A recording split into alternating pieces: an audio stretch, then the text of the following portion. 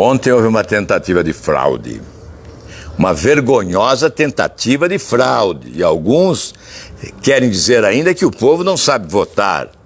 Senador sabe votar? Como é possível, com 81 senadores, chegarmos a 82 votos? Então houve aí uma tentativa de fraude que tem que ser investigada, que tem que ser apurada e que há que se responsabilizar. Se um senador é responsável por essa fraude, a punição é a cassação do seu mandato. Vocês se lembram quando houve fraude no painel de votação do Senado Federal, o que ocorreu? 2 senadores perderam o mandato. Eu quero agradecer o seu apoio. Olha, como tem gente boa no Brasil, né? Olá, pessoal, boa tarde, um bom domingo a todos, uma ótima semana. Eu estou aqui em Brasília, olha o sol escaldante aqui às minhas costas. Estou na casa do meu amigo Wilfrido. Ele colocou um toldo aqui para dar cobertura a essa conversa que eu quero ter com você, uma conversa franca. Aliás, eu quero dizer também que eu bati um recorde hoje. Eu acordei ao meio-dia porque a camareira bateu na porta para arrumar o meu quarto. Eu acordei, eu não sei que horas eu acordaria. Um sono longo e, obviamente, da consciência tranquila. Aliás, eu falei que a camareira bateu nas portas porque eu moro num flat, num hotel aqui em Brasília, mas não recebo auxílio moradia. É bom deixar isso bem claro. Há muito tempo eu abri mão do auxílio moradia. Mas a minha conversa com você hoje é uma conversa franca sobre o que ocorreu ontem no Senado Federal. Afinal, eu era candidato, tinha o apoio de milhões de brasileiros. É por isso que o título desta nossa conversa é Razões da Renúncia e Agradecimento. Na verdade, essa conversa é para agradecer. Agradecer os que apoiaram intensamente nas redes sociais, que organizaram grupos de WhatsApp para agitar a ideia da minha candidatura à presidência do Senado, fato que me honrou extraordinariamente.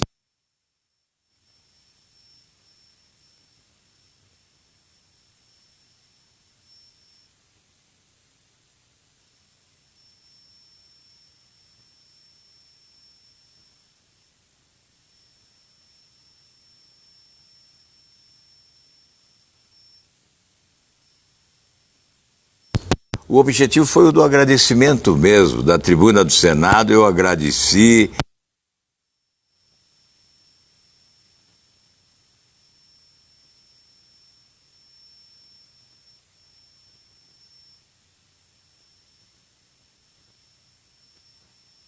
Valdo Espírito Santo, citei Vem Pra Rua, que já, momentos antes da votação, realizava uma pesquisa ao vivo com 86% de preferência pelo nosso nome. Isto é gratificante. A da Revista Exame, insuspeita Revista Exame, a séria Revista Exame, fez também uma enquete indagando sim ou não. E nós tivemos uma preferência esmagadora, honrosa. Por isso, estou aqui para agradecer. E, sobretudo, agradecer a compreensão. É evidente que aqueles que nos acompanham nas redes sociais são pessoas inteligentes, lúcidas, que entendem o jogo político e compreenderam muito bem o gesto da renúncia. Durante dias nós tentamos uma convergência. Vocês se lembram que nós nos reunimos várias vezes para buscar a convergência em torno de um nome e ninguém abria mão. não havia como estabelecer a convergência. Alguns nomes, evidentemente, possuíam menor apoio. Mas mesmo assim, ficava difícil avaliar quem tinha mais votos e quem tinha menos votos. E a frase que cunhei e ficou registrada foi: se fatiarmos o campo da mudança, poderemos não mudar. Essa frase justifica a minha renúncia. Você acha que eu queria renunciar? Não, você sabe que eu não queria renunciar. Você sabe que eu queria levar para a presidência do Senado a ideia da mudança. Você sabe que eu queria colocar o Senado em sintonia com a sociedade, que eu queria trazer a sociedade ao nosso lado para que pudéssemos cumprir bem a missão de promover as mudanças que levarão o Brasil desta fase de transição para o seu futuro. Esse é o nosso destino. Você sabe que eu sempre combati a velha política, a não ser os maldosos, a não ser os desinformados ou de má fé. Os que acompanham nestes anos todos sabem que eu sempre fui um combatente da velha política. E ontem no discurso eu disse que ela está presente, que ela está viva, que pode estar vivendo os seus estertores, mas resiste à presença da morte. Nós temos que sepultar a velha política, mesmo que tenhamos que renunciar às nossas legítimas pretensões, os nossos sonhos. E nós temos que entender que nem sempre é possível o melhor, o ideal, mas é preciso eliminar aquilo que é o pior. Se nós não podemos chegar ao ótimo e pudermos eliminar o péssimo, que eliminemos o péssimo. Foi a razão da renúncia.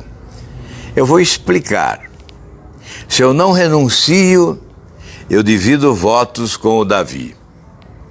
E ao dividir votos com o Davi, Renan Calheiros sairia à frente no primeiro turno. E se saísse ele à frente com mais de 21 votos, ele possuía mais de 21 votos, o presidente da mesa, que é ligado a Renan Calheiros, que presidia a sessão, que é eleitor, que é voto, que é liderado de Renan Calheiros, determinaria o fim do processo, porque o regimento é claro. Ele não estaria rasgando o regimento e não estaria rasgando a Constituição. O regimento é claro. O eleito se dá com a maioria simples de voto da maioria dos senadores. Está no artigo 60 do regimento interno. Portanto, se ele obtivesse 21 votos, ele estaria eleito presidente do Senado no primeiro turno. É questão de matemática. Por essa razão, eu fui pressionado pelas lideranças a renunciar. E acabei aceitando não o apelo das lideranças, mas o apoio do povo brasileiro, que cunhou a hashtag Fora Renan e que alcançou 94%, desejando que essa eleição não ocorresse. Eu obedeci à população do Brasil. O que a população do Brasil desejava, muito mais do que a eleição de alguém, era a derrota de alguém, que representa, obviamente, a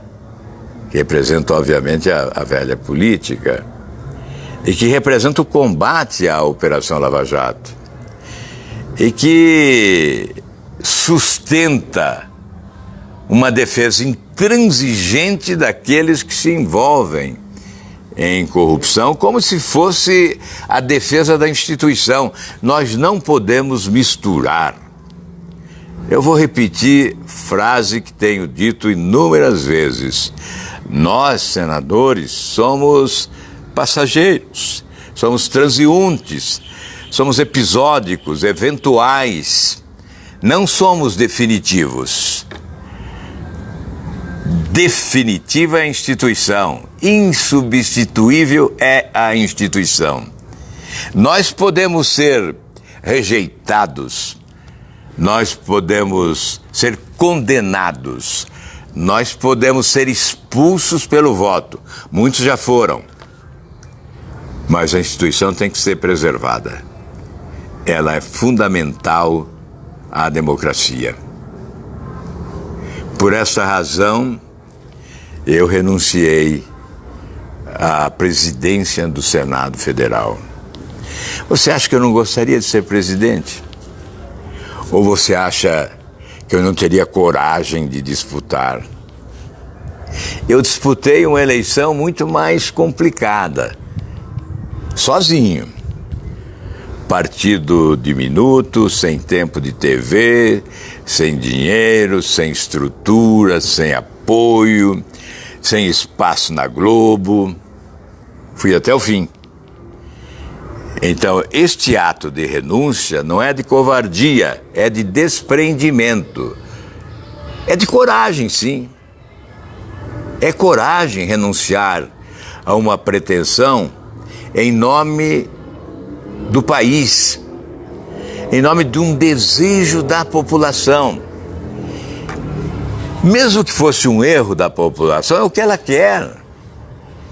E eu tenho que ser porta-voz do desejo da população e não das minhas legítimas aspirações pessoais. Muito mais do que ambição, eu devo ter respeito pelo povo brasileiro, e é isso que tive ontem na hora de renunciar. Pois bem, a maioria das pessoas esmagadoramente compreende o gesto. Mas vocês sabem o que ocorreu? Alguns comunicadores, eu não vou dizer a emissora, não vou dizer quem foi, eu fui informado por um amigo internauta que me encaminhou uma mensagem dizendo: ao final do seu discurso, você foi esculhambado na emissora tal. Uma emissora de alcance nacional, importante. E eu disse: olha, acho que melhora o meu currículo, a minha biografia. Eu não vou generalizar, mas alguns analistas políticos desse país fariam melhor se deixassem essa tarefa que exige respeito ao povo e fossem plantar batata no semiárido nordestino, para ver como é difícil. Eles acham muito mais fácil ficar num estúdio com ar refrigerado, com o microfone na mão, sem ninguém poder contestar, falando idiotices sem fim, asneiras sem fim. São incapazes de reconhecer um gesto de grandeza porque eles não possuem grandeza. Eles são pequenos.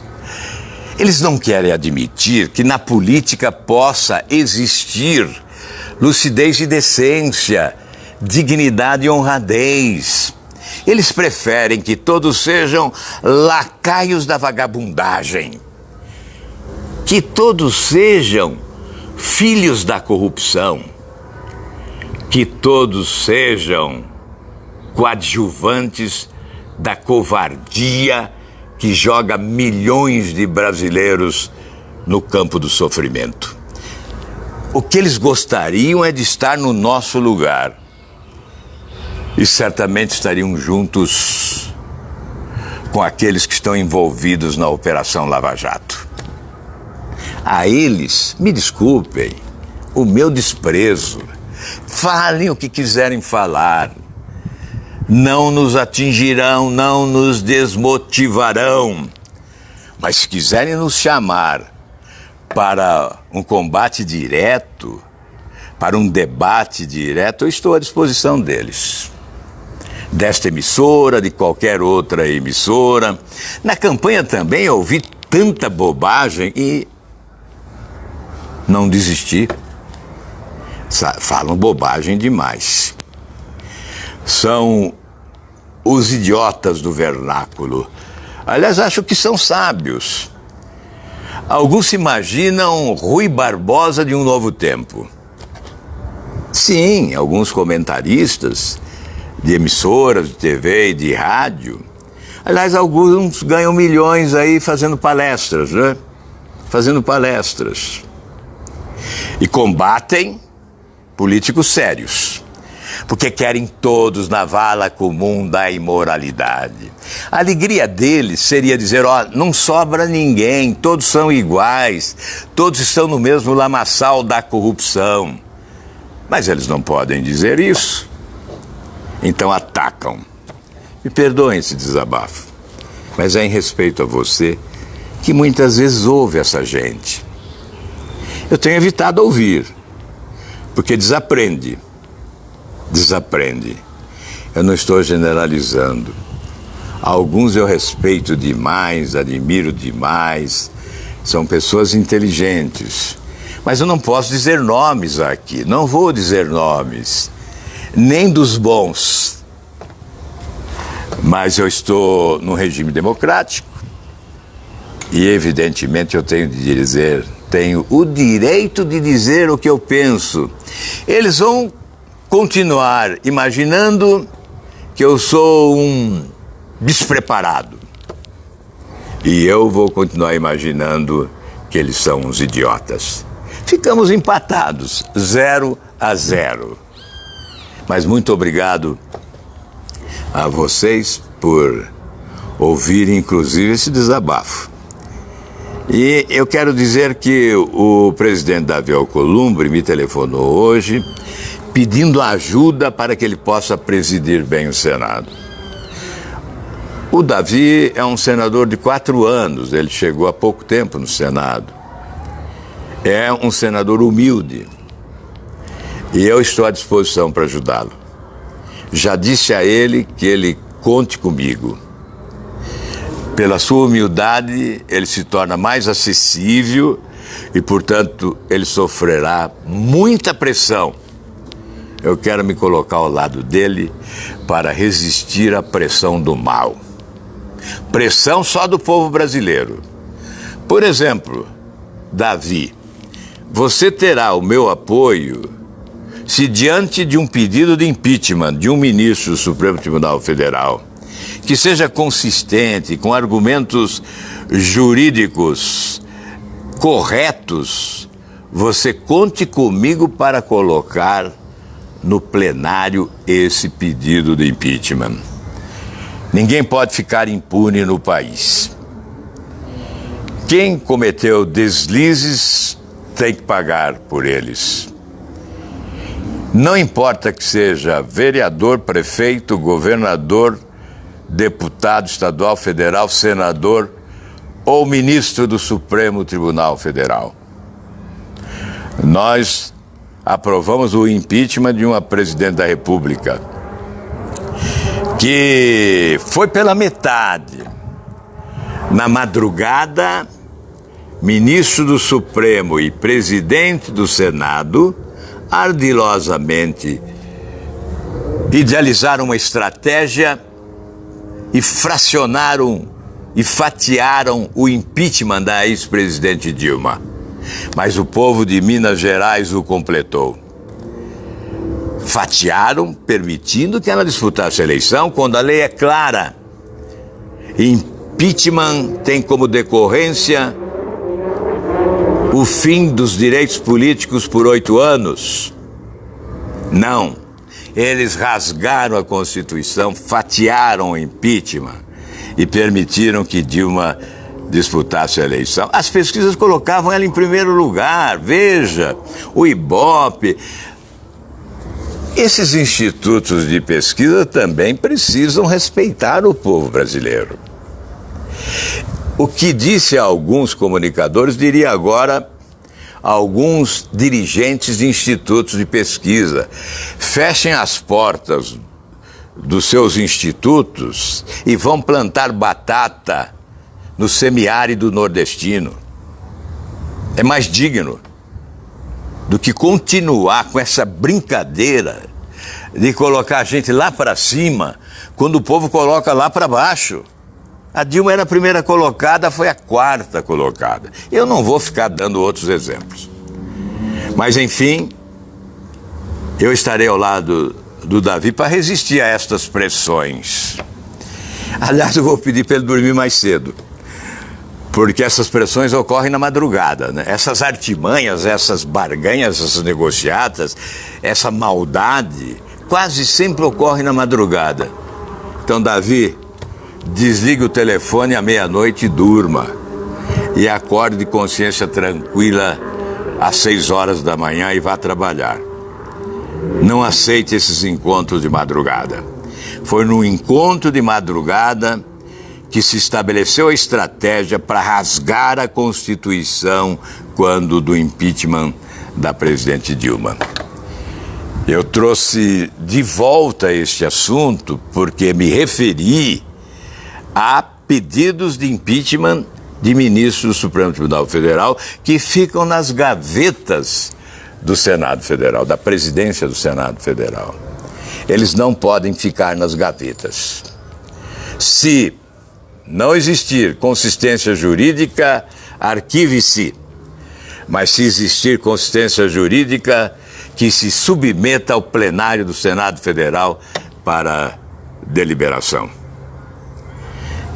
Última palavra. Ontem houve uma tentativa de fraude. Uma vergonhosa tentativa de fraude. E alguns querem dizer ainda que o povo não sabe votar. Senador sabe votar? Como é possível, com 81 senadores, chegarmos a 82 votos? Então houve aí uma tentativa de fraude que tem que ser investigada, que tem que ser apurada e que há que se responsabilizar.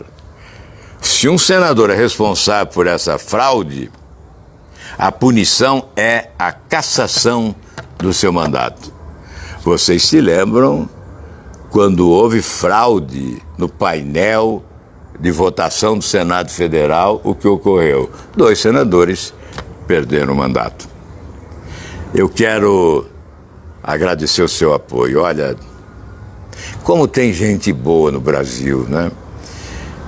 Eu fiquei quase sozinho na campanha de presidente da República, todos foram embora. Aliás, o mesmo fenômeno da campanha nós vivemos agora no Senado. Qual foi o fenômeno da campanha? As pessoas diziam, nós não podemos votar no melhor, nós temos que votar no viável. Então, para derrotar o PT, nós temos que votar no Bolsonaro. Então, os meus eleitores até do Paraná foram embora. Foram todos embora. Assim como um efeito manada, né? Efeito manada. Todos foram embora. E ficaram os resistentes. Eu disse que ficaram os amigos. Muitos deles eu não conheço. Mas eu os considero amigos. Os que ficaram são amigos. E olha que depois da eleição eles continuaram nas redes sociais, me estimulando. Vocês não imaginam os estímulos que eu recebi hoje nesse telefone celular. Textos assim maravilhosos. Textos muito bem escritos, com português escorreito, com argumentos incríveis, com lembranças históricas. Tudo para me estimular. Então eu quero confessar que na eleição passada foi desta forma. Para derrotar fulano, vote no ciclano. Nesta foi a do Senado, foi igualzinho. Para derrotar o fulano, temos que concentrar os votos no Davi. E foi o que nós fizemos. Por isso, a renúncia. Eu jamais poderia ser acusado de coadjuvante do continuismo. Eu preferi ser porta-voz da mudança com essa renúncia. E mudamos. Vamos ver o resultado desta mudança. Por isso, meu agradecimento. Olha, quantas vezes eu tive vontade de jogar a toalha e ir embora? Quantas vezes eu tive vontade de morar no Estaleirinho, em Santa Catarina? Quantas vezes, nos momentos de decepção, de frustração, de desencanto. Mas, mais uma vez, quando imaginei que o desencanto tomaria conta, o que veio foi a energia que vocês transmitem, o apelo que não pode ser, o apelo que tem que ser irrecusável, a exigência que é da população não pode ser ignorada. Então o que me pedem é que eu continue, e eu vou continuar. Ainda ontem tive a honra de filiar mais 2 senadores no meu partido Podemos. Filiamos o capitão Stevenson do Rio Grande do Norte e o Eduardo Girão do Ceará, porque eu vi o comportamento deles nesse processo e achei que eles deviam vir para o lado do bem, que eles deveriam estar ao nosso lado, reforçando a nossa trincheira, para que nós possamos combater o bom combate. E eu tenho certeza que eles serão combatentes da boa causa e nós estaremos juntos. E estaremos juntos, sobretudo, ao seu lado, ao lado de quem nos acompanha aí no Brasil afora, por esse Brasil imenso, a todos esses brasileiros. Nós estaremos lado a lado nessa trincheira de resistência para sepultar a velha política, porque ela sobrevive e, como eu disse, invade as nossas madrugadas, nas negociatas, nas barganhas. Ela será sepultada, porque aqueles que resistirem serão atropelados por essa vontade incrível do povo brasileiro de construir uma grande nação. Muito obrigado a todos vocês, um grande